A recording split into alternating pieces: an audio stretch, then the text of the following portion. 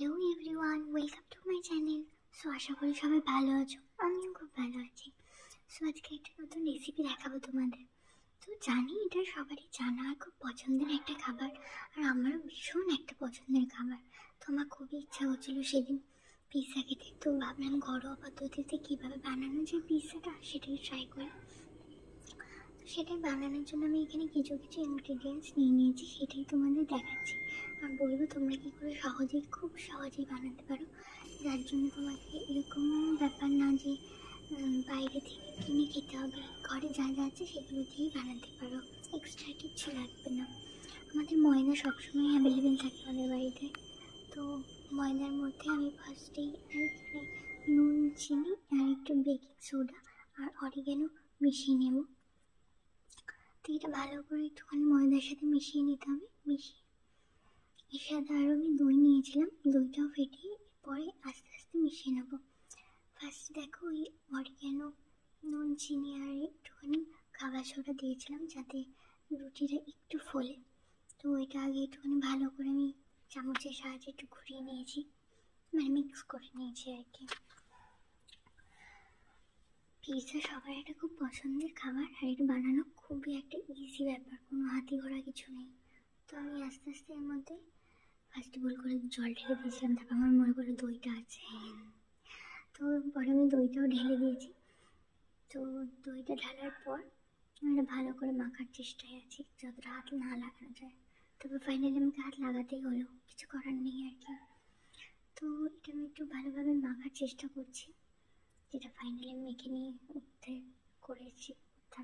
তো তারপরে তেল দিয়ে উপরে একদম লাস্টে একদম ভালো করে মাখা হয়ে গেলে তারপর অল্প করে তেল দিয়ে আমি রেখে দিয়েছিলাম।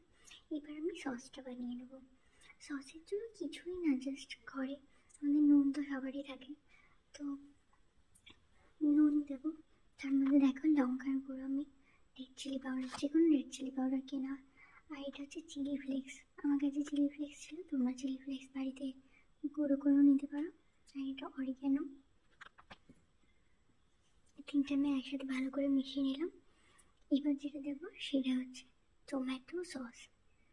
টমেটো সস দিয়ে এর মধ্যে ভালো করে একটুখানি মিক্স করে নেবো। তোমার চাইলে একটু চিনিও দিতে পারো, একদম খুব সামান্য, আর যেটা দরকার পড়ে না যদিও, কারণ টমেটো সসের মধ্যেই চিনি দেওয়া থাকে, মিষ্টি মিষ্টি তো লাগে। তো এটা আমাদের পিৎজা সস রেডি হয়ে গেল।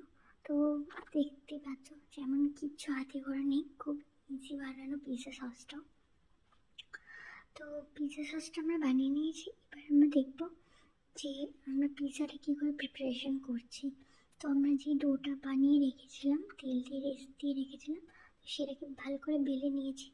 বেলে নিয়ে এবার একটা কাঁটা চামচের সাহায্যে এর উপরে আমি ফুটো ফুটো ফুটো ফুটো করে দেবো, যাতে সসটা ভেতরে ঢুকতে পারে।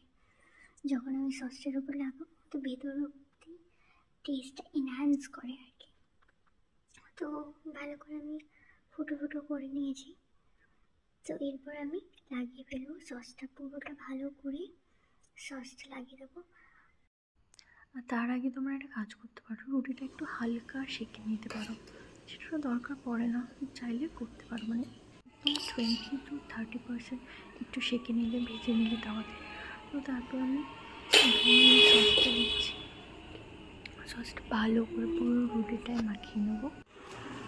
এরপর যে আগে থেকে কাটা ভেজিটেবলগুলো ছিল, ক্যাপসিকাম, পেঁয়াজ, যেগুলো আমি কেটে রেখেছিলাম, তো সেগুলো আমি এর উপরে ছড়িয়ে দেবো।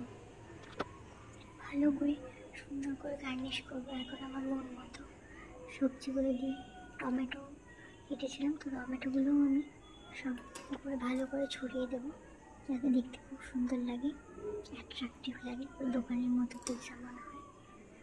তো যাই হোক, সব পেঁয়াজ তোমরা চাইলে আরও কিছু অ্যাড করতে পারো, চিকেন অ্যাড করতে পারো।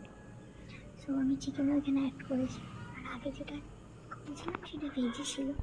তো চিকেনটাও, এটা স্টিম চিকেন।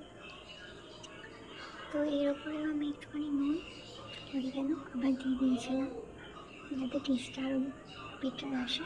তো যা যা কর্ন, টমেটো, অনিয়ন, যা যা তোমাদের ঘরে যা যা সেগুলো দিয়ে তাওয়াটার মধ্যেই উপরে আমি চিজটা একটুখানি যেখানে তোমরা যে কোনো চিজ ইউজ করতে পারো। আমি এখানে কিউব চিজ দিয়ে বানিয়েছিলাম এটা। কিউব চিপসটা গ্রেট করে তারপর এর উপর দিয়ে জাস্ট কিছুক্ষণ ঢাকা দিয়ে দাও, তাহলেই দেখবি পুরো একদম চিজটা মেল্ট হয়ে গেছে, তো ভেজিটেবলগুলোও সেদ্ধ হয়ে গেছে, অ্যান্ড রেডি তোমার পিৎজা। এনজয়।